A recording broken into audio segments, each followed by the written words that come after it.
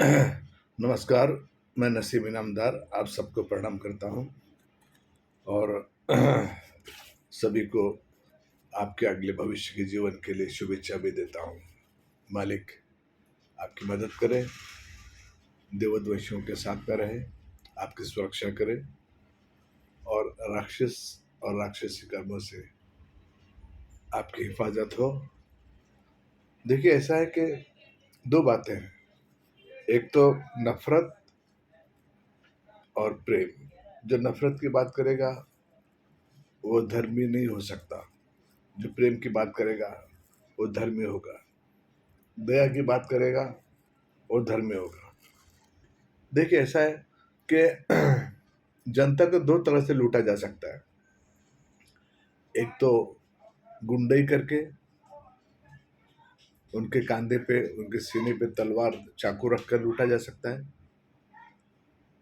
जिसको भाईगिरी बोलते हैं मुंबई की जुबान में। और एक जो है साहूकार, सौदागर, बनिया, महाजना, ये सब जो है धंधे की आड़ में जो है लोगों को लूटते हैं। तो ये भी एक तरह की लूट ही हो गई है। धंधा और व्यवसाय एक ऐसी चीज है और ऐसी प्रथा बना लिया है लोगों ने कि जब तक आदमी झूठ नहीं बोलेगा वो धंधा नहीं कर पाएगा। तो झूठ तो साहब ये राक्षस कर्म है। जब तक जो है बंदा नफाखोरी नहीं करेगा, व्यापारी, तब तक वो व्यापारी नहीं कहलाएगा। तो नफाखोरी करना, झूठ बोलकर गोदाम में माल इकट्ठा करना और दाम बढ़े तभी जो है माल को बेचना, ये भी तो एक तरह का लूट है और राक्षसी कर्म है। व्यापारी जो है, आप उसके संगत में रहोगे तो आपको दो चार बातें जरूर सिखलाएगा। लालच लालच सिखाएगा आपको आपको और व्यापारी बोलता है कि हम जब नफा खाते हैं, नफा कमाते हैं, हम हमारे भाई को भी नहीं बख्शते। जब वो सगे भाई को नहीं बख्शेगा तो जनता को और पड़ोसी को और गांव को क्या बख्शेगा। तो लालच में जो है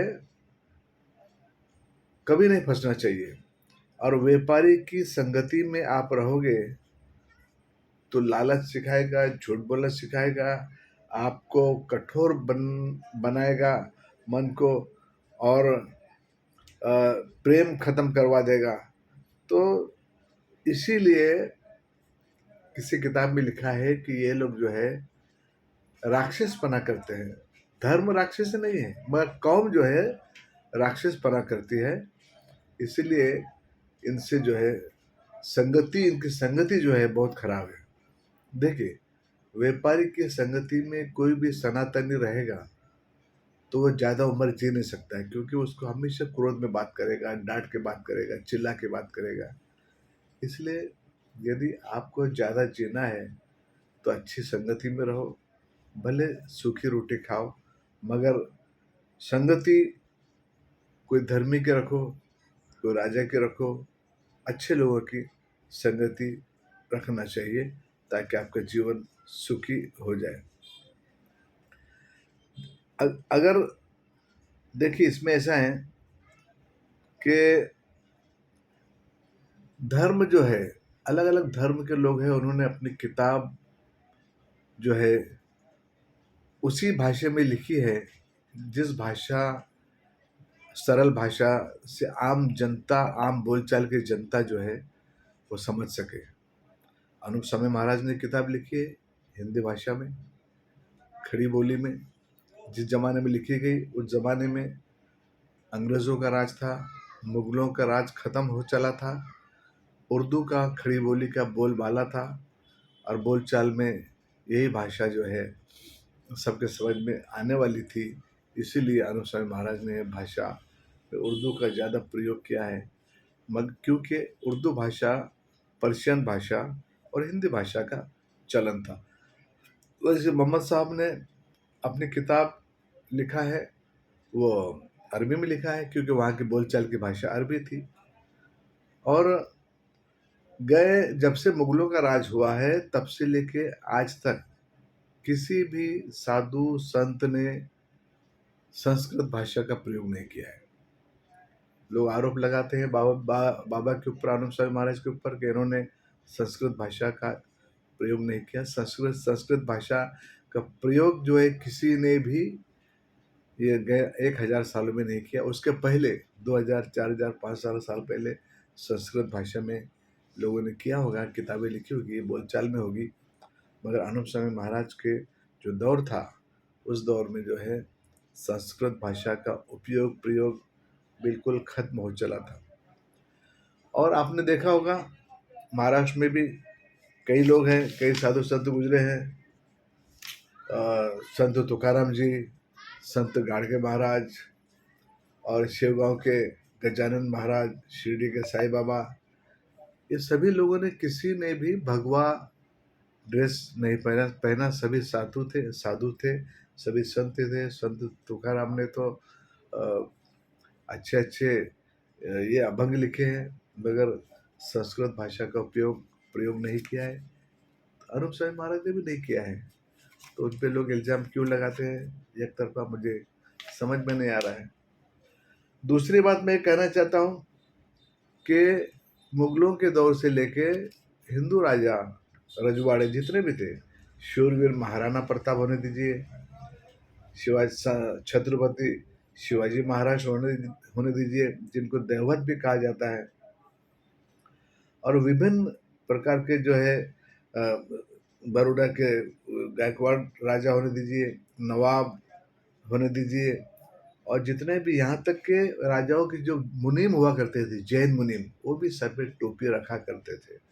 तो सर पे टोपी एक उस जमाने का चलन था, और चलन होने के नाते जो है ये टोपी सर पे रखना, शेरवानी, चाचा नेहरू शेरवानी पहनना, ये नवाब राजाओं का, और नीचे शेरवानी के नीचे जो है पायजामा पहनना। तो आनंद स्वामी महाराज ने भी उस दौर का ये बेहतरीन राजाओं का, नवाबों का जो ड्रेस था वो आपने पहना है। और किसी ने उन पर आरोप लगाया कि जो है आपने भगवा क्यों नहीं पहना। भगवा तो गए 200-300 सालों में किसी भी बड़े संत ने नहीं पहना। ये तो अभी 10 साल में, 20 साल में भगवे का ज़्यादा चलन हुआ है। तो मैं ये कहना चाहता हूँ कि बाबा को बदनाम करने के लिए तरह तरह के आरोप लगा रहे हैं लोग, जो बहुत ही गलत है और जो कि नहीं होना चाहिए। और अब रहा सवाल बनियों पे, साहूकारों पे, महाजनान के ऊपर आरोप लगता है। तो अभी देखिए बारिश नहीं होगी तो सारा माल ये लोग साठा कर लेंगे, इकट्ठा कर लेंगे, उसको दुगने दाम में बेचेंगे। तो ये आरोप तो लगेगा इनके ऊपर, काम ऐसे करोगे। बांटो लोगों को, गरीबों को, करोड़ों अरबों रुपये आपके पास में है। हाँ, अब जो धर्म स्थल है, जैन जिनालय बोलता है, समझे, मुसलमान मस्जिद बोलता है, गिरजा बोलता है कोई, और जो सरदार लोग हैं वो उसको अलग नाम देते हैं। तो अलग अलग नाम होते हैं। तो अनूप स्वामी महाराज ने भी झुपड़ी कहा है, तो उसमें क्या बुरा किया है? हाँ? क्यों नहीं जैनों ने उसको मंदिर कहा, जिनालय क्यों कहा? आप भी तो अपने आप को हिंदू बताते हो। तो अनूप स्वामी महाराज ने झुपड़ी कहा, तो उसमें क्या बुरा किया है?